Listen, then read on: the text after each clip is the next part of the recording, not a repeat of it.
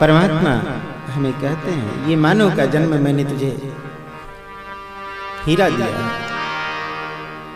अब इसको तू चाहे तो कौड़ी से बदल ले, कुछ भी कर ले।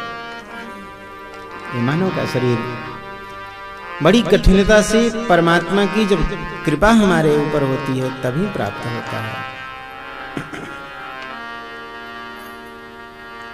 श्री सुखदेव जी परीक्षित जी को कहते हैं, परीक्षित, एतावान् सांख्य योगाभ्याम स्वधर्म परनिष्ठया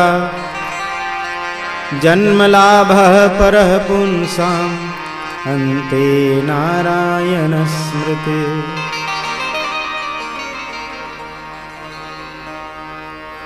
मानव जीवन का परम लक्ष्य यही होना चाहिए। जीवन भर जब तक जीवित रहें उन परमात्मा का स्मरण करते रहें, उनका चिंतन हमारे हृदय से होता रहे। परमात्मा को हम अपने मन से याद करते रहें। चैतन्य महाप्रभु से भगवान ने पूछा, आपको क्या चाहिए, आप क्या चाहते हैं? महाप्रभु ने एक ही बात कही, प्रभु आप तो बस इतनी कृपा मेरे ऊपर बनाए रखना कि आपका स्मरण मेरे हृदय में होता रहे और मेरी आंखें सदैव झरती रहे।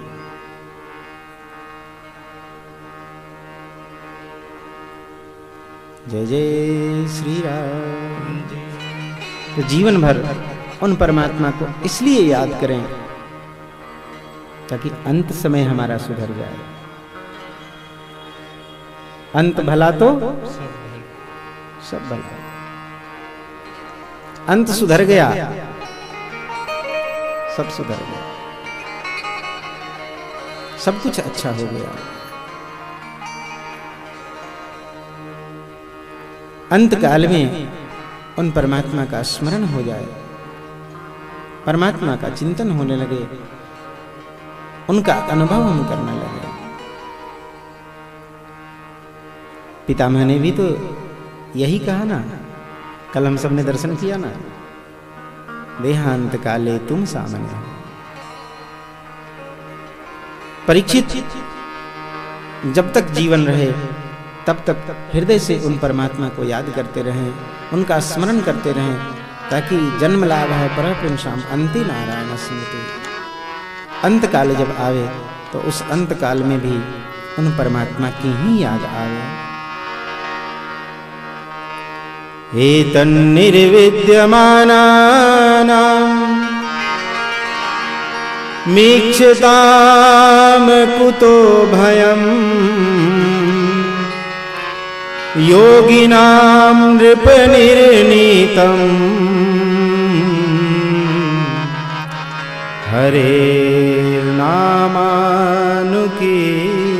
हरेर्नामानुकीर्तनम् हरेर्नामानुकीर्तनम्।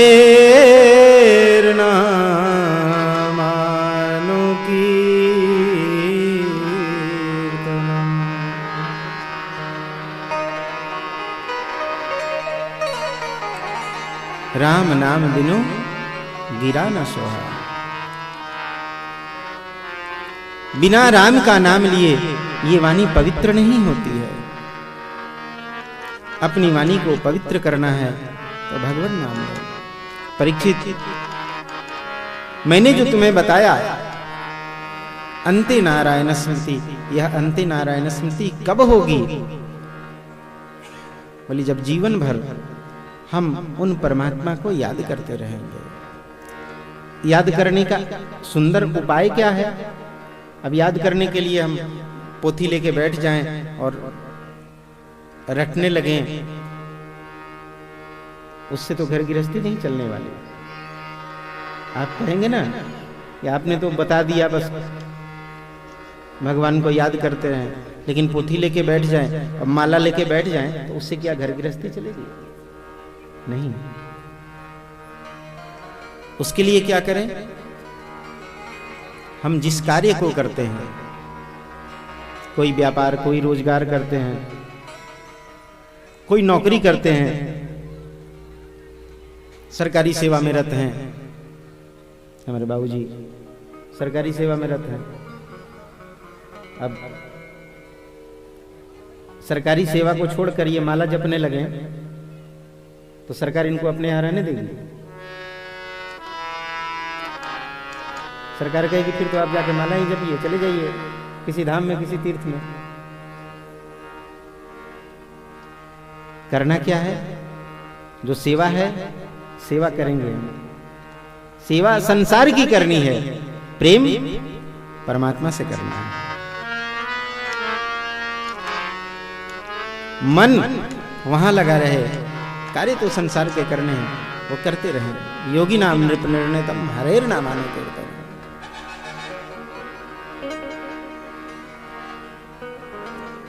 भगवान का संकीर्तन करें थोड़ी देर, जितनी देर हमें समय मिल जाए। 2-4 मिनट का समय मिलता है, 5 मिनट का समय मिलता है।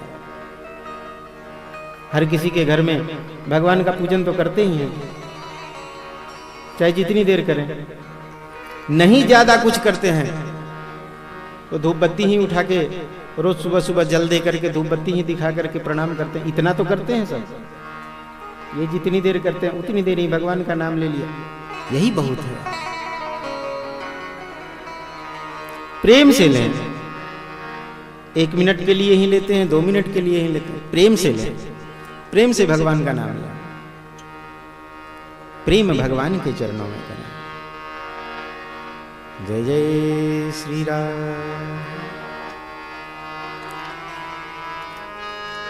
परीक्षित जी को अनेक प्रकार के देवताओं की बात बताई है श्री सुखदेव जी ने। किन किन देवताओं की पूजा करने से किन किन कामनाओं की पूर्ति होती है, ये सारी बातें बताई हैं। स्वर्ग की इच्छा हो तो देवराज इंद्र की पूजा करनी चाहिए। धन संपत्ति की इच्छा हो तो यक्षों की पूजा करनी चाहिए, कुबेर की पूजा करनी चाहिए। ऐसे अनेक कामनाओं के देने वाले अनेक देवताओं का वर्णन किया। परीक्षित जी सोचने लग गए, हे भगवान, मैं तो यहां अपने कल्याण के लिए आया हूं कि मेरा कल्याण, मेरा उद्धार कैसे होगा। और यहां तो ये बता रहे हैं कि इनकी पूजा करो तो यहां का सुख मिलेगा, इनकी पूजा करो तो वहां का सुख मिलेगा। मैं इसके लिए थोड़े ही आया हूं। परीक्षित जी सुखदेव जी के चरणों में हाथ जोड़कर बैठ गए हैं। बाबा, मुझे इन सब की जरूरत नहीं, आप तो मुझे भगवत कृपा का स्मरण कराएं, मेरा उद्धार कैसे हो ये बताएं। जब परीक्षित ने सृष्टि विषयक जिज्ञासा की, अब श्री सुखदेव जी को ध्यान आया, अरे मैंने मंगलाचरण तो किया ही नहीं। हम कोई भी कार्य करते हैं तो उस कार्य के पहले मंगलाचरण करते हैं। मंगलाचरण का अर्थ है हमारा आचरण मंगलमय हो, इसलिए मंगलाचरण किया जाता है। सुखदेव जी ने मंगलाचरण नहीं किया और सीधे कथा कहना प्रारंभ कर दिया। नहीं, सुखदेव जी कथा कह कहां रहे हैं। सुखदेव जी ने सोचा कहीं परीक्षित के मन में अब भी यही तो नहीं कि मैं यहां आके गंगा किनारे बैठ गया हूं, बाबा आए और आकर मुझे कुछ बता दें ऐसा जिससे मैं सांसारिक संपत्ति अर्जित कर लूं। इसलिए परीक्षित को ये सब बात बताने लगे। और ये सब बात जब बताने तो उसके लिए मंगलाचरण करना थोड़ी ही जरूरी है। भगवान की कथा कहनी है, इसलिए मंगलाचरण करना जरूरी होता है। अब जब परीक्षित जी ने भगवत कथा की इच्छा की है, तब श्री सुखदेव जी ने मंगलाचरण किया है। नमः परस्मै पुरुषाय भूयसे सदुद्भवस्थान निरोध लीलया गृहीत शक्ति त्रितताय देहिना मंतर भवायानुपलक्ष्य वर्त्मने।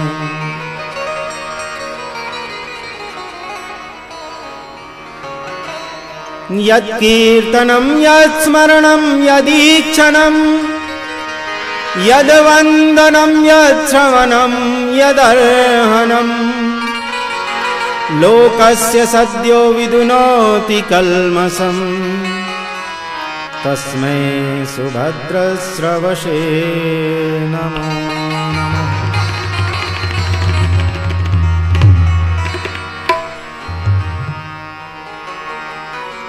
परमात्मा के चरणों में प्रणाम किया है। जिनका कीर्तन कल्याणकारी है, जिनका स्मरण कल्याणकारी है, जिनका वंदन कल्याणकारी है, सारे संसार के कल्मषों का नाश जिनका स्मरण कर देता है, ऐसे परमात्मा के चरणों में मेरा बारंबार वंदन है। भगवान के चरणों में प्रणाम किया है और भगवान के चरणों में प्रणाम करके मंगलाचरण करके अब श्री सुखदेव जी ने परीक्षित जी को कथा श्रवण कराने प्रारंभ की है। परीक्षित, ये पूरी सृष्टि जो तुम देख रहे हो, चर अचर जहां तक तुम्हारी दृष्टि जाती है, ये पूरी सृष्टि उस परमात्मा का ही स्वरूप है। भूर्लोक कल्पितः पद्भ्याम भुवर्लोकस्य नाभितः। भूलोक भगवान के पैर हैं, भुवन लोक भगवान की नाभि है, हृदय स्वरलोको उर्षा महर्लोको महात्मा। हृदय स्वर्ग लोक है, उरुप प्रदेश वो महतलोक है। ऐसे ऐसे करके भगवान के विराट स्वरूप का वर्णन सुनाया है। नदियां भगवान के शरीर में बहने वाले वो रक्त हैं, नसें हैं, ये वृक्ष भगवान की रोमावलियां हैं, पर्वत भगवान के स्तन हैं। भगवान का विराट स्वरूप यह संसार ही है। वो परमात्मा ही हमें अपनी गोद में समेटे हुए अपने विशाल शरीर पे धारण किए हुए हैं। हम उनकी गोद में खेलते रहते हैं। इस सृष्टि का विस्तार कैसे हुआ? श्री सुखदेव जी कहते हैं, अब मैं तुम्हें एक कथा सुनाने जा रहा हूं, ध्यान से सुनना। एक बार ब्रह्मा जी ब्रह्मलोक में बैठकर भगवान का ध्यान कर रहे थे।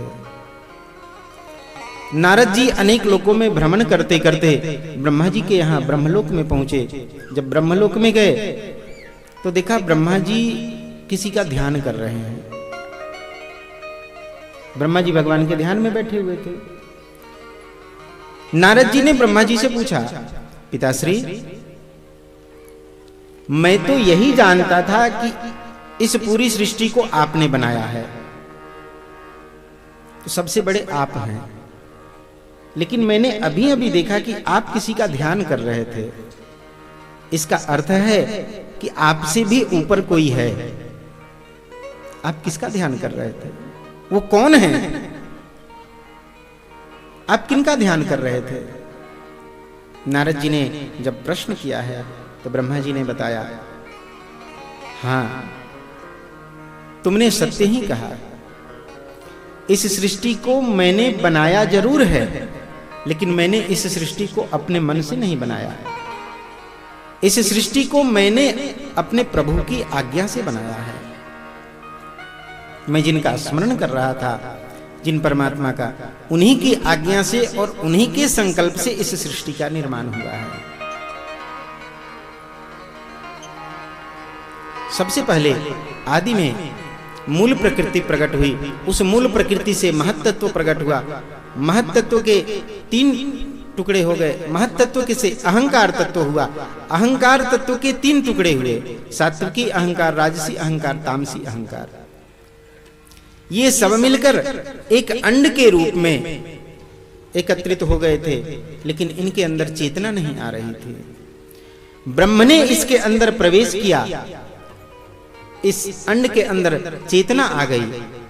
चैतन्य स्वरूप परमात्मा ने इसके अंदर प्रवेश किया, जिसे हम ब्रह्म कहते हैं। वो ब्रह्म जब इसके अंदर प्रवेश किए तो इसके अंदर चेतना आ गई, इसलिए इसका नाम ब्रह्मांड हुआ। ब्रह्म ने प्रवेश किया, लेकिन कहा गया है स एकाकी न रमते। उस ब्रह्म का भी अकेले बैठे बैठे मन नहीं लग रहा था। अकेले का कहते हैं ना, अकेले का रोना भी अच्छा नहीं लगता, हंसने की तो बात दूर रही। अकेला व्यक्ति रोए तो भी अच्छा नहीं लगता। वो ब्रह्म इसके अंदर बैठे थे, अकेले मन नहीं लग रहा था। उन्होंने संकल्प किया, एको हम बहुश्यामी, मैं एक हूं, अनेक रूपों में प्रकट हूं, और उनके संकल्प से, उनके नाभि कमल से ब्रह्मा जी की उत्पत्ति हुई। ब्रह्मा जी ने बताया, मैं उस नाभि कमल में प्रवेश करके, उस कमल की नाल में प्रवेश करके सैकड़ों हजारों वर्ष तक ये ढूंढने का प्रयास करता रहा कि आखिर मुझे उत्पन्न किसने किया, मैं कहां से आया। सैकड़ों वर्ष बीत गए, हजारों वर्ष बीत गए, लेकिन मुझे कुछ पता नहीं चला। मैं थक गया, हार कर मैं उस नाल से बाहर निकला, ऊपर आया, जो कमल था उसके ऊपर आकर जैसे ही बैठा, बैठते ही स्पर्शे सुयत षोडश में कविनश। ब्रह्मा जी कहते हैं, जैसे ही मैं उस कमल के ऊपर आया, पूरे ब्रह्मांड में वर्णमाला का 16वां और 21वां अक्षर गुंजायमान होने लग गया। वर्णमाला का 16वां अक्षर कौन सा है?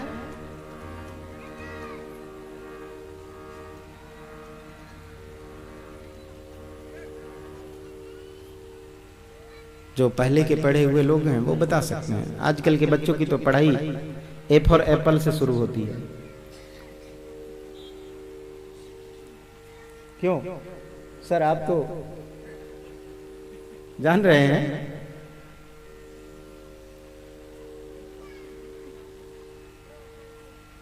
हम अपने बच्चों को, अच्छी बात है, अंग्रेजी माध्यम के स्कूल में, विद्यालय में पढ़ाते हैं, अच्छी बात है, पढ़ें। किसी भाषा का ज्ञान होना वो बुरा नहीं है, लेकिन अपनी मातृभाषा का परित्याग कर देना ये बुराई है हमारे अंदर। अपनी मातृभाषा का परित्याग नहीं करना चाहिए। अपनी मातृभाषा पहले पढ़नी चाहिए। और हमारे बच्चे वेद विद्यालय में, वैदिक विद्यालय में पढ़ते थे, तो बच्चों को प्रथम शिक्षा दी जाती थी, मातृदेवो भव, पितृदेवो भव, आचार्य देवो भव, अतिथि देवो भव। लेकिन हम आजकल के विद्यालय